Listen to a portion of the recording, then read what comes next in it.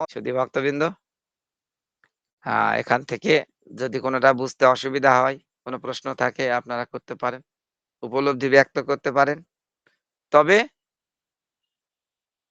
আমাদের অত্যন্তভাবে আমরা সুচারুভাবে আমরা শুধু এটা শ্রবণই করবো এইরকম নয়। এই যে ক্লাসটা আমরা শ্রবণ করছি, অনেকে জব করছেন, না, সেইটা করবেন না। এটা ভগবানের মুখ নিঃসৃত বাণী আমরা শ্রবণ করছি। হরি বল। ক্ষমা করবেন, আবারও ক্ষমা চেয়ে নিচ্ছি। বলুন, একটু পরিচালনা করুন কার্তিক প্রভু। না প্রভু, না আমার এখানে সমস্যা। প্রেমময় প্রভু, একটু কৃপা করুন। আমি মানে দেখতে পাচ্ছি না কিছু, অন্ধকারের মধ্যে আছি। হরে কৃষ্ণ, প্রণাম প্রভু। হরি বল। আজকে যাই তো আমার দুর্ভাগ্য, আমি প্রথমে স্টার্টিংটা একটু শ্রবণ করেছিলাম, তারপর আমি একটু মেডিকেলে গেছিলাম, আমাদের ভক্তের বাবা অসুস্থ, দেখে আসলাম আমার স্থানীয় মেডিকেলে ভর্তি হয়েছে। তো বুঝতে পারলাম এটা যে আপনি প্রথমে শুরু করেছিলেন যে এই 4 নম্বর শ্লোকে যে অসুরদের গুণ বর্ণনা করা হয়েছে, তাদের সেই গুণগুলোর মধ্যে ছিল কি না, দম্ভ, দর্প, অভিমান, ক্রোধ, রূঢ়তা এবং অবিবেক। তো এটার উপরে আপনি বলেছেন যে আসলে এগুলো যেন আসে। তো এখান থেকে আমার একটু উপলব্ধি হয় এটাই যে অর্জুন এখানে মনে করছে যে আমার মনে তো এই দম্ভ, দর্প, অভিমান, ক্রোধ বা রূঢ়তা বা অবিবেক এগুলো থাকতে পারে। অর্জুনের কিন্তু এটা মনে হচ্ছে, কেননা সে মনে করছে আমি যাদের বিরুদ্ধে যুদ্ধ করছি তারা তো, তাদেরকে তো আমি হত্যা করবো। তাহলে যদি তারা হত্যা করি তাহলে আমার মধ্যে কি আসবে? আমার মধ্যে দম্ভ, আমার মধ্যে অভিমান, আমার মধ্যে ক্রোধ, এই বিষয়গুলো তো মানে প্রকাশ পাবে। তো অর্জুন এই সন্দেহটা কিন্তু করছেনি। তো এই যে এই কথাগুলো বলার উদ্দেশ্য হচ্ছে অর্জুনের সেই মানে অর্জুনের যদি এরকম মনোভাব হয় সেটা ভগবান পরবর্তীতে দূরও করবেন। তো এখানে এই বিশেষ করে যে 26টা গুণের পরে এই আসরিক গুণ যে দম্ভ, দর্প, অভিমান, ক্রোধ, রূঢ়তা এবং অবিবেক। দম্ভ কথাটা হচ্ছে এইটাই যে নিজের গুণ বা ধর্ম দেখে লোককে প্রতারিত করার প্রবণতা। আর দর্পটা হচ্ছে অহংকারপূর্ণ আত্মবিশ্বাস বা অত্যত্ব, এটা জানে। অভিমান আমি বড়, এই মনোভাব। ক্রোধ হচ্ছে রাগ বা ক্রোধ, মানে প্রতিশোধ পরায়ণ যেটা দেখা যায় সেটা হচ্ছে ক্রোধের মধ্যে পড়ে। আর রূঢ়তা মানে কঠোরতা বা নির্দয়। আর অবিবেক মানে ভালো মন্দের পার্থক্য বোঝার ক্ষমতা নেই। তো আসরিক ভাবনার এই গুণ জানার উদ্দেশ্য একটা হচ্ছে কি না, আমাদের মধ্যে এই গুণগুলো থাকলে আমরা সেখান থেকে নিজেকে মুক্ত করার একটা সুযোগ থাকবে। তো অবশ্যই আধ্যাত্মিক শিক্ষা আমরা এখান থেকে লাভ করবো কি, ভক্তকে আপনার অবনিপাল টক করুন যে আধ্যাত্মিক ভাবে অবশ্যই এই গুণগুলো ত্যাগ করতে হবে এবং অহিংসা, ক্ষমা, নম্রতা এবং সত্যবাদিতা, যেই সৎ গুণগুলো রয়েছে বা দৈব গুণগুলো রয়েছে, যেহেতু অধ্যায়টার নাম হচ্ছে দৈবাসুর সম্পদ বিভাগ যোগ, দৈব এবং দেবতা এবং অসুরদের গুণগান এখানে বর্ণনা করেছে। গুণগুলো কি হবে সেটা। তো এই আমি যেন বিশেষ করে এই গুণগুলো আহ ত্যাগ করতে পারি আর কি। কারণ অবশ্যই এর মধ্যে কিছু রয়েছে, দম্ভ, দর্প, অভিমান, ক্রোধ, রূঢ়তা, এটা আমার মধ্যে হয়তো রয়েছে। তো সেটা যেন এটা জানার পর সেখান থেকে দূরে থাকতে পারি। ধন্যবাদ জানাচ্ছি আমাদের মনমোহন মুরারি প্রভুকে তার আলোচনার জন্য। তো অনুরোধ করব যে এই পাঠের উপরে যদি কোনো ধরনের প্রশ্ন থাকে কৃপা করে আপনারা প্রথমে প্রশ্ন বলবেন, তারপরে আমরা চলে যাব উপলব্ধিতে। অবনীপাল প্রভু হ্যান্ড রেজ করেছেন। প্রভু হরে কৃষ্ণ, প্রণাম। হরে কৃষ্ণ প্রভু, প্রণাম। খুব ভালো লাগছিল। কালকে আমরা জেনেছি নারায়ণ আশ্রিত দাস প্রভুর কাছ থেকে যে দৈবিক গুণ সম্বন্ধে আমরা 26টা গুণ জেনেছি। আজকে তার ঠিক বিপরীত 6টা গুণ আমরা জানতে পারলাম। মনমোহন প্রভু আমাদের সুন্দরভাবে বুঝিয়েছেন, প্রত্যেকটা ধরে ধরে ধরে ধরে 6টা গুণের তিনি আলোচনা করেছেন। খুব ভালো লাগছিল। তারপরে তিনি একটা কথা বলছিলেন যে আমরা জড়জাগতিক কার্য করতে গেলে আমাদের পরিকল্পনা প্রয়োজন হয়।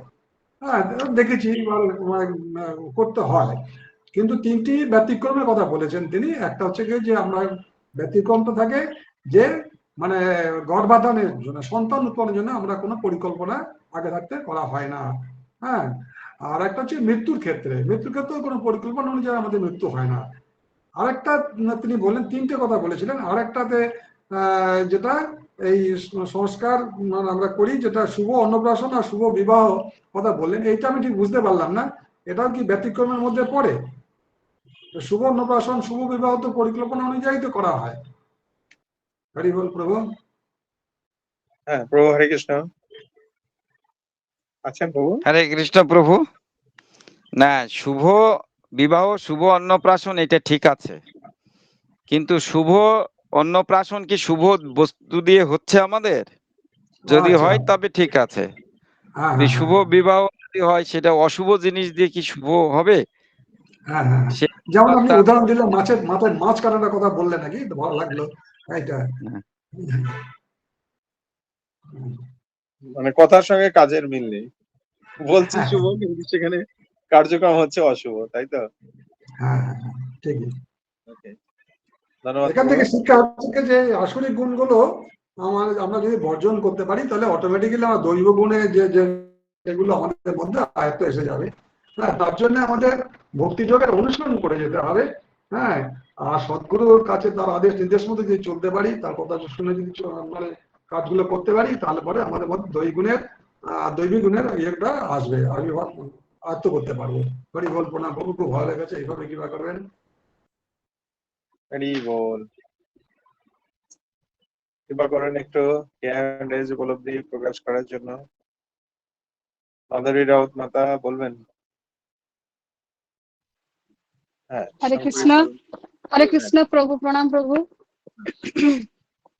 আজকে প্রভু খুব সুন্দর ক্লাস দিয়েছেন। আমরা অনেক কিছু শিক্ষা এই শ্লোকে যে যে অনুবাদে আছে, তাৎপর্য আছে, তার মধ্যে প্রভু এত সুন্দরভাবে বুঝিয়ে দিলেন যে প্রথমে প্রভু শুরু করলেন যে মাতৃগর্ভে যারা যখনই সন্তান আসে, সেই মা বাবার মনোভাব কিরকম হওয়া উচিত, এবং সেই জন্যই কিরকম সন্তান জন্ম হয়, যে আসরিক মনোভাব সম্পন্ন বাচ্চা জন্ম হয় না সাত্বিক গুণ সম্পন্ন বাচ্চা জন্ম হয়। কেন না, যদি মা বাবা সেই রকম ভগবত প্রেমী হয়, তাহলে সেই রকমই সন্তান হবে, প্রহ্লাদের মতো।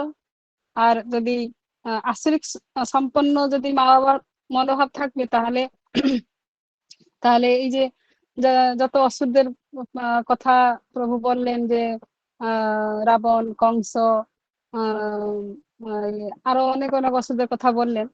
তো সেই কেন হচ্ছে না, এই নিয়মগুলো মানছে না বলেই এইরকমই যে আজকের যে আসরিক ভাবাপন্ন ব্যক্তিদের কথা যে বলা হয়েছে, যে তাদের 6টা গুণ যে আছে, দম্ভ, দর্প, অভিমান, ক্রোধ, দৃঢ়তা, অবিবেক, এইগুলো যে আছে, হ্যাঁ, সেগুলো কেন আসছে জানো? মা বাবার নেগলিজেন্স জন্য এটাই আসছে। তো সেটা অত্যন্ত সাবধান হতে হবে। সেইটাই প্রভু অনেক সুন্দরভাবে বললেন। আরো অনেক কিছু বললেন, যে এই যে আজকাল বিবাহ বলুন, যে একটা মানে বাচ্চার যে অন্নপ্রাশন হয় সেইটা, এবং শ্রাদ্ধ শান্তি যেটা হচ্ছে সেখানে, এইসব জায়গায় যদি এই হ্যাঁ, যখনই প্রভু খুব সুন্দরভাবে বলছিলেন, যে এটা মাছের কথা উদাহরণ দিয়ে বলছিলেন, সত্যি কথা আমাদের মনেই পড়ছে যে আমরা তো তখনই এই পথে ছিলাম না প্রভু, আমরাও সেই রকম কত অপরাধ করেছি। তো সেইটা জন্য ভগবানের কাছে ক্ষমা চাইছি, যে প্রভু আমরাও এইরকমই একদিন ছিলাম, এই পথে আজকে আমরা এসে বুঝতে পারছি এখন যে আমরা জীবনে কত ভুল করেছি। তো প্রভু, যে ভুলটা তো করেছি, সেই ভুলটা তো আর উম, মানে শুধরাবো কি করে? না, এই ভগবানকে ভগবানের কাছে আরো সারেন্ডার হয়ে যাবো, যে ভগবান আমরা যে ভুল করেছি সেই ভুলটা যেন জীবনে আর কখনো কোনোদিন না করি, বা সেই পথে যারা যাচ্ছে তারা যেমন না যায় সেই চেষ্টা যেন আমরা করব। সকলকে তো আমরা আহ, মানে ওদেরকে তো পরিবর্তন আমরা ইচ্ছা করে করাতে পারবো না। তাদেরকে কিভাবে করাতে পারবো, সেটা আমাদের নিজের গুণ দ্বারা তাদেরকে কিভাবে মানে পরিবর্তন করাতে পারবো। সেটাই অনেক সুন্দরভাবে প্রভু বললেন, যে আমাদেরকে এই ভক্তি পথে থাকতে হলে এই যে আহ ভগবান নিজেই গীতায় এটা উদাহরণ দিয়েছেন। কেন না, প্রথমেই বললেন যে 26টা গুণ যে থাকা, যারা যাদের থাকে, আর একদম অপোজিট আজকে যে যে শ্লোকটা, তাতে কি আছে না, আসরিক ভাবাপন্ন ব্যক্তিদের কথা বলছেন। তাহলে এই কম্প্যারিজন হচ্ছে, যে কম্পেয়ার করে করে দিচ্ছেন প্রভু, ভগবান করে দিচ্ছেন অর্জুনের সামনে, যে যাদের ভালো গুণ আর এই যে খারাপ গুণ, তাদের সেই যে মানুষরা তারা কিরকম হয়।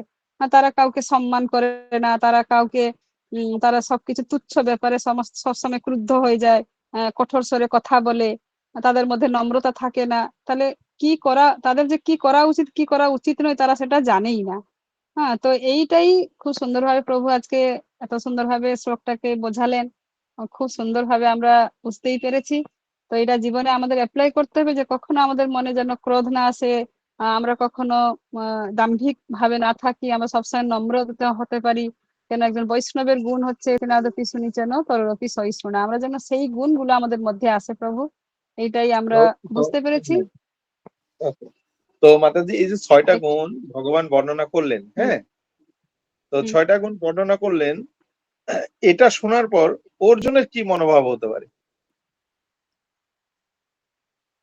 অর্জুন তো প্রভু এর আগে তো যখনই অত যুদ্ধ করতে চাইছিল না, তখনই তো ভগবান তাকে অনেক কিছু বুঝিয়ে বুঝিয়ে অনেক তারপরে তো যখনই 11 অধ্যায় এলেন 12 অধ্যায় এলেন, এগুলো যখনই তখনই অর্জুন কিন্তু বুঝতেই পেরেছেন। হ্যাঁ, তো বুঝতেই পেরেছেন অর্জুন যে বুঝতে পেরেছেন, ভগবানের কাছে কিন্তু অর্জুন, সারেন্ডার তো হয়েছেন। হ্যাঁ, কিন্তু অর্জুন কি বুঝতে পারছে? এই যে এর আগে দৈব গুণের কথা বললো আর এখন অসুরের গুণের কথা বললো, তো ও এটা সেইটাই এটা তো অর্জুন, কম্পেয়ার এটা, করছেন, হ্যাঁ, কম্পেয়ার করে এটা দিচ্ছেন ভগবান। কম্পেয়ার ছাড়া আর কোনো, কম্পেয়ার তো একটা থাকবেই, ঠিক আছে, কিন্তু কম্পেয়ার ছাড়া আর কি তার মনে জাগ্রত হতে পারে? হ্যাঁ, আচ্ছা, তো যে যে সমস্ত যে অশুভ গুণগুলি যে আছে, যে প্রকাশিত হচ্ছে, যে এই যে 6টা গুণ, যে এই যে এগুলো তো অশুভ গুণ, এই গুণগুলো আচ্ছা, যেন আমি বলছি কখনো মাতা, না হ্যাঁ, আসে। আচ্ছা, হ্যাঁ, হরে মানে কৃষ্ণ প্রভু প্রণাম। অর্জুনকে এটা যখন বলছে, অর্জুন তখন হুম কিন্তু মনে মনে চিন্তা করছে যে আমি তো হুম হত্যা করব, কারণ ভগবান বলছে তুমি যুদ্ধ করো, তাহলে যুদ্ধ করা মানে কি, তাকে হত্যা করতে হবে। এবং অর্জুন তো জিতবে, আমরা বুঝতে পারলাম। অর্জুনও মনে মনে একটা চিন্তা করেছেন, আমার সঙ্গে ভগবান আছে তাই আমার জয়লাভ হবে, কিন্তু ভগবান যেহেতু যুদ্ধ করতে বলছেন, তাহলে আমি তো হত্যা করব, তাহলে তো আমি হত্যাকারী। তাহলে আমি যদি হত্যাকারী হই, তাহলে এই যে 6টা আসরিক গুণের মধ্যে তো কয়েকটা গুণ আমার মধ্যে দেখা দিতে পারে, সেটা হচ্ছে ক্রোধ। আমার ক্রোধ না হলে তো আমি হত্যা করতে পারবো না। আমার যদি রূঢ়তা কিন্তু না সে আসে, তাহলে তো আমি হত্যা হুম করতে পারবো না। তো অর্জুনের মনে কিন্তু এই ধরনের সন্দেহ চলে আসছে যে ভগবান আসলে কি হুম বোঝাতে চাচ্ছে। কিন্তু মানে শ্রীল প্রভুপাদ এবং বিশেষ করে যারা এই মহাত্মাগণ রয়েছেন, তারা কিন্তু এইভাবে বিষয়টা উপলব্ধি করেছেন যে অর্জুনের এগুলো শুনে মনে হতে পারে যে যেহেতু আমি হত্যাকারী যোদ্ধা হিসেবে আমি অংশগ্রহণ করব যুদ্ধে, এটা তো আমার আসরিক জ্ঞানের পরিচয় না, এটা হয়তো মনে করছে। তো এই এই হ্যাঁ, এই যে উপলব্ধি, আমরাও এটা শুনে মনে হচ্ছে না আমার মধ্যে এই আসরিক গুণগুলো আছে কিনা। ধন্যবাদ মাতা, ধন্যবাদ। হরে হরে কৃষ্ণ, কৃষ্ণ প্রণাম প্রভু। প্রণাম। উত্তম সাহা প্রভু। হরে কৃষ্ণ প্রভু, ধন্যবাদ, প্রণাম আপনাদের। তো প্রভু বলছে যে সন্তান 5 রকমের। শত্রুজাত সন্তান, ঋণজাত সন্তান এবং আর বাকি 3টা কি? প্রভু হরে কৃষ্ণ, একটু বলে দিন।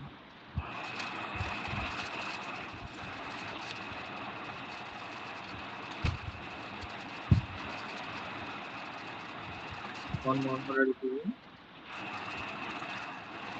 মনমোহন প্রভু, হরে কৃষ্ণ। আচ্ছা, আপনি একটু অফ করে দিন প্রভু, উত্তম প্রভু। মনমোহন প্রভু আছেন? আচ্ছা, উনি আসলে আপনার প্রশ্নের উত্তর আমি ডেকে আবার দিয়ে দেবো। তো যেহেতু এটা রেকর্ডিং হয় না, আর একবার শোনার প্রয়োজন রয়েছে। তো প্রভু আপনাদেরকে জানাবেন, হয়তো নেটের প্রবলেমে আছেন। তো আসলে আমরা জেনে নেব। প্রভুজি, আর কোনো উপলব্ধি আপনার প্রভু? তো এই সন্তান হয় প্রভু আপনার উত্তম সাহা প্রভুর কাছে আমাদের একটা প্রশ্ন, যে এই যে সন্তান হচ্ছে, এটা কিসের মাধ্যমে হচ্ছে? বিবাহের মাধ্যমে হচ্ছে। এই বিবাহটাকেও প্রভু হাইলাইট করেছেন যে বিবাহটা হচ্ছে কি একটা যোগ্য, তাই তো? এই বিবাহ একটা যোগ্য। তো এইটা, এই যে আসরিক গুণগুলো হচ্ছে, ঠিক কোন সময় যে সন্তান বিবাহ বন্ধন ছাড়া তো কোনো মতে আমাদের সন্তান উৎপন্ন হয় না। যেরকম ব্রহ্মাজিকে একটা দায়িত্ব দেওয়া হয়েছিল যে তুমি সন্তান উৎপন্ন মানে জীব সৃষ্টি করবে। তো ব্রহ্মাজি কিন্তু এই মৈথুন ক্রিয়ার মাধ্যমে কোনো জীব সৃষ্টি করেনি। তার ইচ্ছা শক্তির প্রভাবে তিনি কিন্তু জীব সৃষ্টি করেছেন, যেটা মনে হয়েছে তিনি সেটা করেছেন। কিন্তু আমরা সেই ইচ্ছা শক্তি, আমাদেরও সৃষ্টি মনোভাব রয়েছে, কিন্তু কিন্তু আমরা ঠিক এভাবে করতে, আমরা মৈথুনের মাধ্যমে হয়ে থাকে। ঠিক কোন অবস্থায় গিয়ে এই আসরিক গুণগুলো মানে সন্তানের মধ্যে বেশি প্রভাব পায়, কোন অবস্থায়? এটা কি আমি কি বোঝাতে পারলাম কিনা? যে এটা একটা প্রশ্ন যে কোন অবস্থায়, বিবাহের কোন অবস্থায় যে যখন সন্তান আসে তখনই এটা আসলে তাদের আসরিক গুণগুলো প্রকাশ পায়। অর্থাৎ যখন গর্ভে সন্তান আসে। তো গর্ভে সন্তান আসলে কি করতে হয়? যেহেতু বহু বিবাহের কথা বললেন, তাহলে বিবাহের ফলে যে গর্ভে সন্তান আসে তখন তাদের সঙ্গে কিন্তু সেইসব মায়ে এবং মায়েদের এবং বাবাদের না ভাগবতীয় কথা শ্রবণ করাতে হয় বা ভাগবতীয় কথা শুনতে হয়। এই শোনার ফলে কি হচ্ছে? যে তাদের ভেতরে যে সন্তানটা আছে, গর্ভে যে সন্তানটা আছে সেটা কিন্তু সাত্ত্বিক গুণে অ্যা মানে পর্যবসিত হবে এবং একজন ভক্ত হয়ে ওঠার সম্ভাবনা থাকবে। আমরা দেখেছি প্রভু হয়তো বলেছেন যে প্রহ্লাদ মহারাজ, হ্যাঁ? প্রহ্লাদ মহারাজ এরকম একজন ব্যক্তি ছিলেন যে তিনি অসুর জাতীয় মানে অসুর বংশের স্ত্রী হওয়া সত্ত্বেও মানে নারদ মুনির বিশেষ কৃপায় সে কিন্তু ভক্ত হতে পেরেছিলেন। তো আমাদের এই বিবাহ যজ্ঞের মাধ্যমে আমাদের সুসন্তান উৎপন্ন করতে হবে। হ্যাঁ, বাবা মা যদি সেই কৃষ্ণ পথে থাকে, কৃষ্ণ ভক্তি থাকে, তাহলেই সন্তানের উপরে এই গুণটা আসে। এই হরে কৃষ্ণ। আমাদের হরিবল সঙ্গে প্রভু, রয়েছে হরে কৃষ্ণ প্রভু। হ্যাঁ, কিছু প্রভু এই যে বলছিলেন বোধহয়। হ্যাঁ, আমাদের মৃন্ময় প্রভু জানতে চাচ্ছিলেন যে ৬ ধরনের জানতে চাইনি সন্তান। প্রভু, জানতে চাইনি উত্তম প্রভু যে কোশ্চেন করছিলেন এখনকার মানে প্রেজেন্ট উদাহরণ হচ্ছেন ওই ভাগবতম বলে যে বাচ্চাটি ইন্ডিয়ায় আছে, ওনার মা বাবার ইন্টারভিউ দেখছিলাম। তো ওনার মা বলছেন যত সন্তান আসার আগে থেকে উনি মালা জপ করতেন, ভাগবতম পড়তেন এবং সন্তান আসার পরও উনি ওইগুলো কন্টিনিউ করে গিয়েছিলেন এবং মানে সবসময় ভাগবতম নিয়েই থাকতেন। এবং ওনার বাবা ইঞ্জিনিয়ার হওয়া সত্ত্বেও উনি মার্চেন্ট নেভিতে চাকরি পেয়েছিলেন, কিন্তু চাকরি ছেড়ে উনি ভগবত এতেই মানে আধ্যাত্মিক পারমার্থিক এতেই অ্যাটাচমেন্ট ছিলেন, যার জন্য উনি এখন পুরো ইন্ডিয়ায় ওনার ভাইরাল হচ্ছে। ইভেন আমরাও শুনেছি, আমরা যখন ছোট ছিলাম বাবা মার কাছে, মানে আমরা যখন ধীরে ধীরে বড় হই, ম্যাচিওর হই, যে সন্তান এলে আমাদের তখন তো এত প্রচার প্রসার ছিল না, কিন্তু বাড়িতে বলা হতো গীতা পড়ো, হ্যাঁ, ভগবানের নাম করো, এইগুলো ছিল। আর এই যে আপনি বললেন আজকাল যে অসুরিক বাচ্চা হচ্ছে, কেননা আজকাল দেখা যাচ্ছে যখন বিয়ে হওয়ার পর থেকেই বা বিশেষ করে মাতাজিরা এরা এখন তো একটু আর্থিক অবস্থা ভালো হয়ে যাচ্ছে, যার জন্য তারা মলে ঘুরছে, সিনেমা দেখছে, হ্যাঁ, নানান রকম এখন তো আবার এখানে ফেম হয়ে গেছে, সিনেমা হলের চেয়েও ভালো হচ্ছে। কিন্তু বাবা মানে আনডিসিপ্লিন আর কোনো আনডিসিপ্লিন লাইফ হয়ে গেছে, যার জন্য সন্তানরাও আজকাল ছোট থেকে দেখবেন, একটু ছোট থেকে আমরা এখনো অব্দি রিগার্ড করি বড়দের, কিন্তু আজকাল বাচ্চারা রিগার্ড করছে না, ডিউ টু বাবা মায়েরাই সেই এটা মেনটেন করে না। এই যে পোলাইটনেস, কথাবার্তাটা নেই। প্রণাম প্রভু, এইটুকুনি। আর প্রভু এত সুন্দর বুঝিয়েছেন এখনকার, এর জন্য খুবই উপযুক্ত যে আমরা এই যে কোনো আমাদের কোনো যদি ফাংশন হয়, সাথে সাথে আমিষ না হলে সেটাকে আমাদের ঠিক অ্যাপ্রুভ হয় না। কিন্তু কে জানে, বাবা মার হয়তো কোনো পূর্বপুরুষের আশীর্বাদ ছিল। আমার বাড়িতে যখনই কোনো প্রোগ্রাম হতো, আমি আগেই বলতাম, অনেক ছোটতে আমার দুটো বাড়িতেই খুব আমিষের প্রকোপ ছিল। আমি কলেজ লাইফে ছাড়ি, কেউ বলে না আজকে আমিষেও রান্না করো না। তো প্রভু কৃপা করবেন যেন আমিও অশরীর এটা যেন আমার না হয়, আর এই রাগ দম্ভ এইগুলো যেন সেটা থেকে বেরোতে পারি। আপনারা কৃপা করবেন। প্রণাম প্রভু, ধন্যবাদ প্রভু। তো আমাদের পন্মহরি প্রভু, আমাদের উত্তম সাহা হরিবল। প্রভু একটি প্রশ্ন করেছিলেন। প্রভু আরেকবার করুন। যে উনি জানতে চাচ্ছিলেন যে ৬ ধরনের সন্তান হয়, সেই উনি আরেকবার শুনতে চাচ্ছিলেন। হরে কৃষ্ণ প্রভু। হরিবল প্রভু। প্রভু বলুন। বলেছিলেন যে সন্তান ৫ রকমের, শত্রুজাত সন্তান, ঋণজাত সন্তান, কিন্তু আর বাকি ৩টা কি? শত্রুজাত আর ঋণজাত না, আর একটা হচ্ছে দুষ্কৃত জাত প্রভু। দুষ্কৃতি জাত, এই তো ৩টা হলো। আর একটা সুসন্তান আর একটা উদাসীন সন্তান। দুষ্কৃতি জাত, সুসন্তান আর উদাসীন। উদাসীন সন্তান, হ্যাঁ ঠিক আছে, যেটা ভগবত ভক্ত সন্তান, সেটা হচ্ছে উদাসীন সন্তান। ঠিক আছে প্রভু। হরে কৃষ্ণ, হরি বল। ধন্যবাদ প্রণাম। অনেক অনেক ধন্যবাদ শঙ্করী মাতা। হরে কৃষ্ণ প্রভু প্রণাম, মনমোহন প্রভু চরণ কমলে প্রণাম এবং সমস্ত ভক্তবৃন্দের চরণ কমলে প্রণাম। প্রভু এত সুন্দর ক্লাসটা দিয়েছেন, খুব ভালো লাগছিল শ্রবণ করতে। তো আমি যখন ওই প্রচারে যাই না, তখন প্রভু দেখি যে সমস্ত গর্ভবতী মায়েরা আছে তাদেরকেই বলি গীতাগুলো নিতে, তাদেরকে বুঝিয়ে তাদেরকেই গীতাগুলো দিয়ে আসি যে তোমরা যাতে এটা পড়লে তোমাদের যে গর্ভের সন্তান আছে তারাও একদিন কৃষ্ণ ভাবনাময় হবে। তো তারা পড়ে এবং তাদেরকে পরবর্তীতে আমাকে ফোন করে জানতে হয়, সংবাদ নিতে হয়। তো প্রভু কৃপা করবেন আমি যেন তাদের মধ্যেই গ্রামে গ্রামে গিয়ে তাদের মধ্যেই যেন এই গীতাগুলো প্রচার করে যেন সেই সমস্ত মায়ের গর্ভের সন্তানরাই যেন ভক্ত হতে পারে আগামী প্রজন্মে। হরি বল মাতা, আপনার সুন্দর মনোভাব এবং সুন্দর কার্যক্রম, অবশ্যই ভগবান আপনাকে সহায়তা করবে এবং সুন্দর ইচ্ছাকে সকলেই সমর্থন করবে। অনেক অনেক ধন্যবাদ মাতা।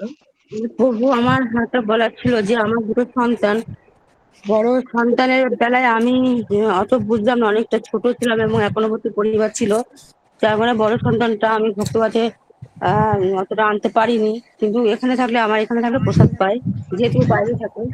কিন্তু দেবাংশু সম্পূর্ণ আমার মানে গর্ভে আসার আগে থেকে আমি এই ভক্তি বাসে। যাই হোক, তো প্রভুর কৃপা করবেন যেন দুটো সন্তানই যেন কৃষ্ণ ভাবনাময় হয়ে থাকতে পারে।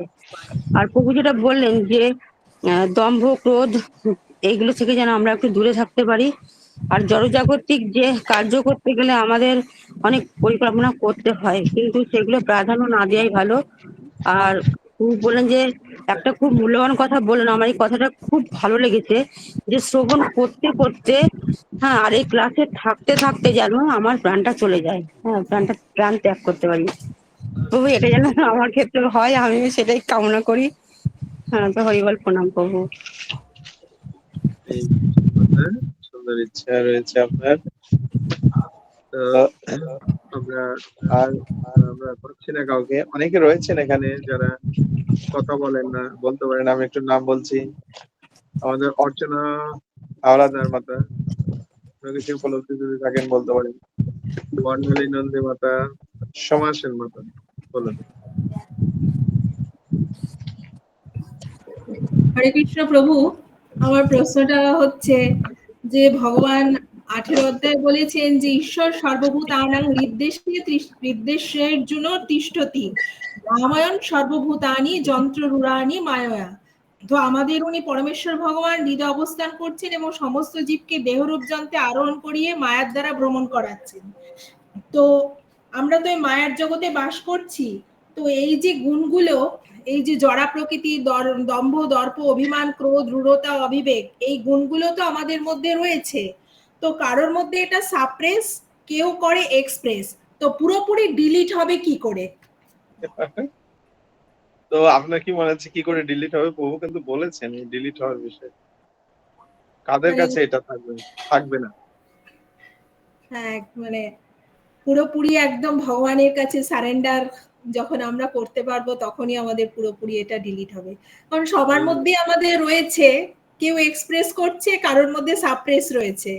তো একমাত্র ভগবানের কাছে সবকিছু সমর্পণ যখন আমরা করতে পারবো, তাহলে সেটাই আমাদের একমাত্র ডিলিট হওয়ার পথ।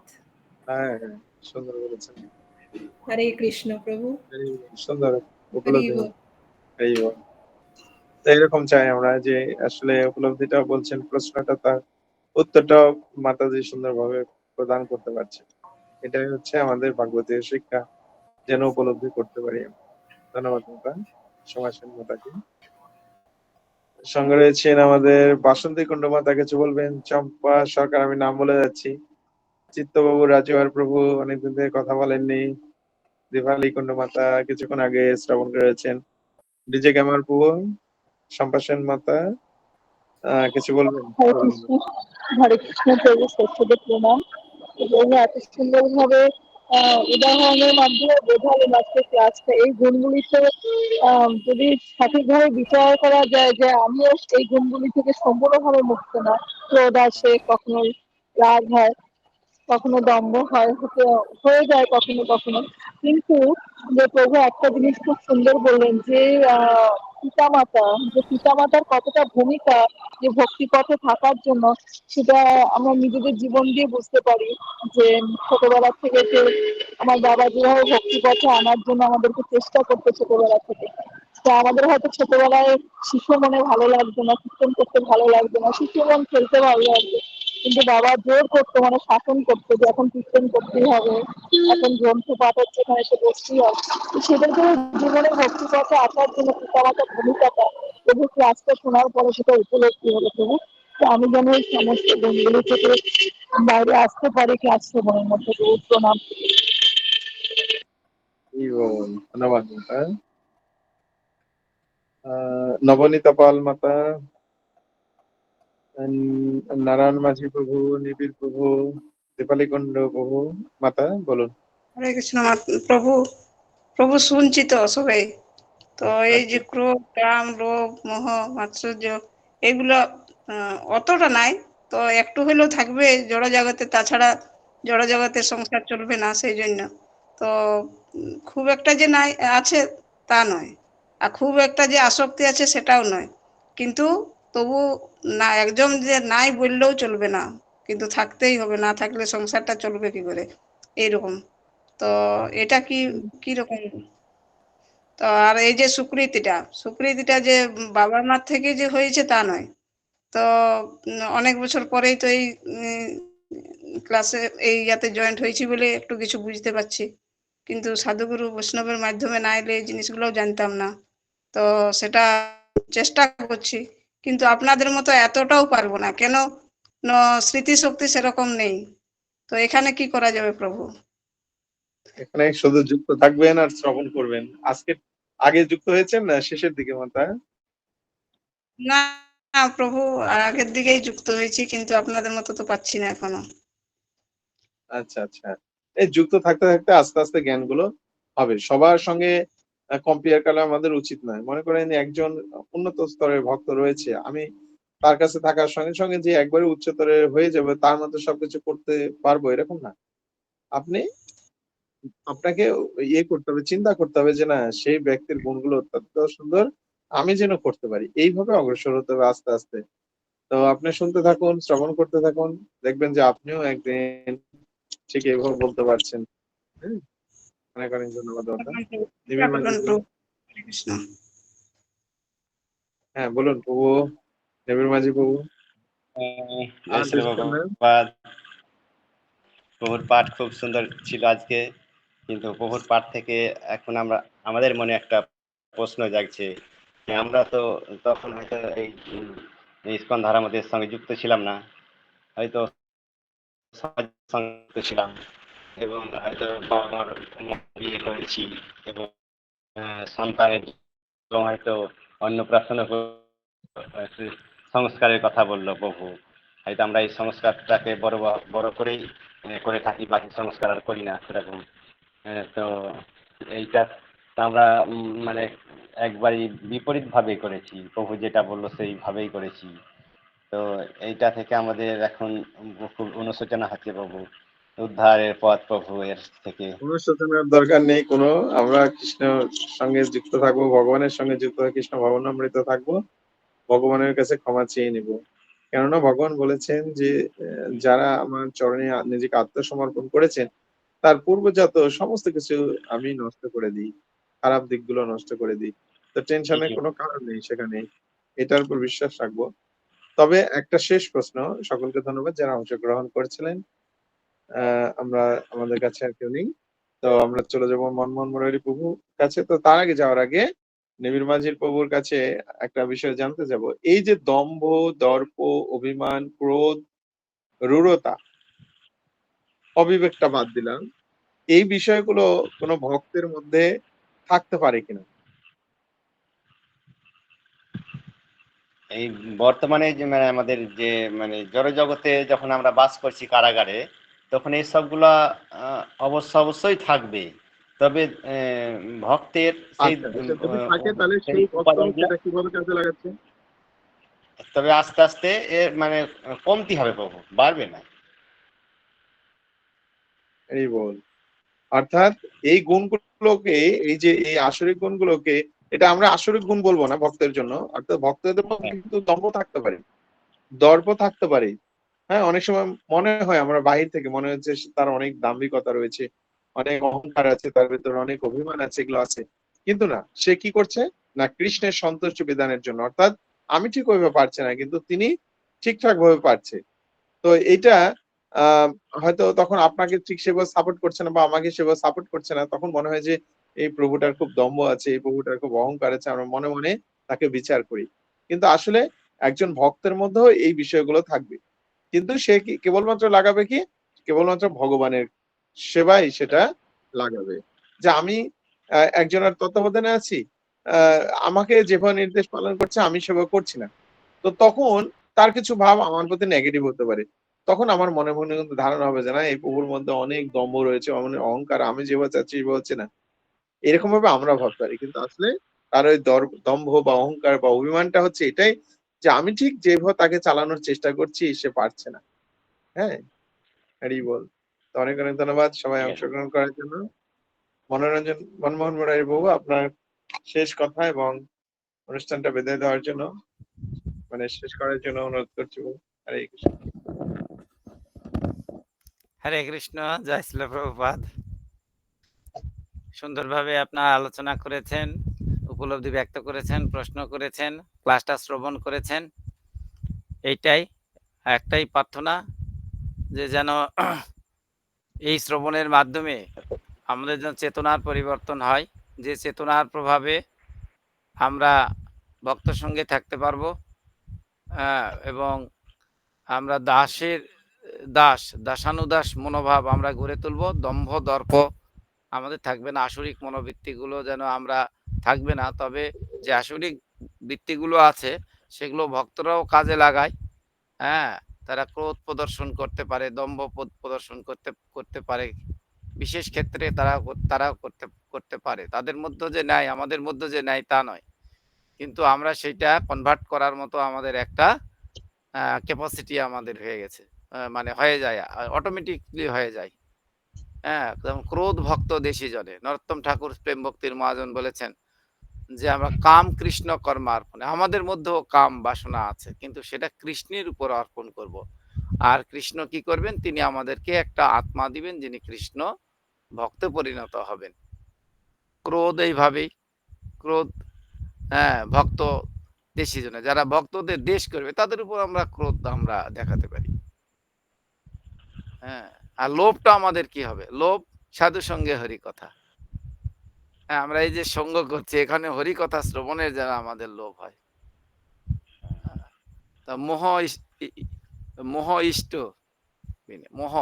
দাদা না আমাদের ইষ্টের প্রতি, ইষ্ট অর্থাৎ ভগবানের প্রতি আমাদের যে আরাধ্য দেবতা আছে, আরাধ্য ভগবান আছে। তো এইভাবেই আমাদেরকে শিক্ষা দিয়েছেন আচার্যরা, অম্বরীশ প্রভু আমাদেরকে সেটা শিখিয়ে দিয়েছেন ভাগবতমে। তো ধন্যবাদ সকলকে। প্রভু একটা আমার প্রভু, ক্ষমা করবেন প্রভু। বলুন। বলছি কি, হয়তো আমাদের মা বাবা বা আমাদের আত্মীয় স্বজন অত হয়তো শিক্ষিত ছিল না, বা শাস্ত্র জ্ঞান ছিল না বলে হয়তো আমরা হয়তো সেই উপনয়ন বা কিছু করতে মানে যে সেইভাবে করেছি। কিন্তু একজন ব্রাহ্মণ পরিবারে যখন হয়তো বিবাহ হচ্ছে বা পৈতে হচ্ছে, উপনয়ন যাকে বলা হয় পৈতা, তো সেখানে মাছ মাংস ডিম কি নাই, সেখানে সব আমিষ জাতীয় খাবার, তারা কি জানে না না বুঝতে পারে না প্রভু? তারা তো শাস্ত্র সম্বন্ধে জ্ঞান তাদের তো আছেই, কিন্তু তাদের বাড়িতে এরকম হচ্ছে, বা দেখ বিশাল বড় মাপের পুরোহিত সেই বাড়িতে পুরোহিত্য করছে, সেও তো বলতে পারে কি এগুলা করা উচিত নয়। তো তবুও তো প্রভু আমাদের পাশেই একটা ব্রাহ্মণ পরিবারে এই তো উপনয়ন হলো কিছুদিন আগে, তো মানে কি বলবো, কিছু ছাড়া নাই এইটা প্রভু। আস্তে আস্তে আমাদের সমাজে তো একবারে যাচ্ছে। না, এটা আমাদের থাকবেই, যেটা জড়জগৎ আমাদের না, এই জগতে তো আমাদের থাকবেই। কেননা তারা তো উচ্চ বর্ণের তারা পূর্ব বংশধরের ফলে জন্মানি চ বিভক্তানি করে ফেলেছেন, নিজেদের মন গড়া করে ফেলেছেন। ভগবান বলছেন কর্মানি চ বিভক্তানি, গুণ কর্ম বিভাগস, ব্রাহ্মণ ক্ষত্রিয় বৈশ্য শূদ্র। তো সেইটা কর্মানিচ মানে কর্মের ভিত্তিতে, আর এখন তারা ভাগ করছে জন্মের ভিত্তিতে। এখনো পেটের থেকে বাড়ালেই হয়ে যাবে। হ্যাঁ, পেটের থেকে বাড়ালে হবে, ব্রাহ্মণের ছেলে ব্রাহ্মণ হতে পারে, কিন্তু আমাদের জিতেন্দ্র প্রভু বলেছেন ব্রাহ্মণের ছেলে তো ঠেঁটাও হতে পারে, ডাক্তারের ছেলে কি ডাক্তারই হবে, বোকাও হতে পারে, শিক্ষকের ছেলে কি শিক্ষকই হবে, বোকাও হতে পারে, তাই না? যে এইটা দিয়ে ভগবান বলেননি, কখনোই বলেননি যে জন্মানি চ বিভক্তানি। হ্যাঁ, তবে বলেছেন যার সন্তান বা যার স্ত্রী, আমি বলেছি আলোচনার মধ্যে, এটা আচার্য বর্গের থেকে শ্রবণ করেই বলেছি, কি বলেছে, যারা সন্তান উদাসীন সন্তান বা ভগবান সন্তান, কমপক্ষে সুসন্তান, ঋণ জাত এগুলো না, এই সন্তান, তা উদাসীন সন্তান মানে ভগবত ভক্ত একটা সন্তান যদি না হয়, তাহলে সেই বাবা মার যোগ্যতা নেই, বাবা মা হয়, বিয়ে করার, বউ করার দরকার নেই তো। এটাই শাস্ত্র বলছে। তা কৃষ্ণ ভজিবার তরে সংসারে আইলো, মিশে মায়ে বদ্ধ হয়ে বৃক্ষ সময়। সেটা আমরা হতে চাই না। তাদের কাজ তারা করুক, তাদের সঙ্গে আমাদের কোনো বিদ্বেষ নাই, আমাদের অসম্মান করারও কিছু নাই। যখন যে বুঝবে তখন সে, হ্যাঁ বলে না, ঘুলে ঘুলে জল খায়, এক সময় আসতেই হবে, এখানে উপায় নেই, আসতেই হবে। হরিবল। তো হ্যাঁ, প্রভু প্রেমময় দামোদর দাস প্রভু আছেন, বিশ্রাম দিয়ে দিন প্রভু কৃপা করে। প্রভু হরে কৃষ্ণ, আপনি একবার বিশ্রাম দিয়ে দিন। হ্যাঁ, হরে কৃষ্ণ। বিশ্রাম, হ্যাঁ, বিশ্রাম দিয়ে দিন। জয় শ্রীকৃষ্ণ চৈতন্য প্রভু নিত্যানন্দ, শ্রী অদ্বৈত গদাধর শ্রীবাসাদি শ্রী গৌর ভক্তবৃন্দ। আমার সঙ্গে একটু বলুন আপনারা, আমি বলি আগে। হরে কৃষ্ণ হরে কৃষ্ণ হরে কৃষ্ণ হরে কৃষ্ণ কৃষ্ণ হরে হরে কৃষ্ণ কৃষ্ণ হরে হরে রাম হরে রাম হরে রাম রাম রাম হরে হরে রাম রাম হরে হরে হরি বল। সবাই হরে কৃষ্ণ। হরে কৃষ্ণ।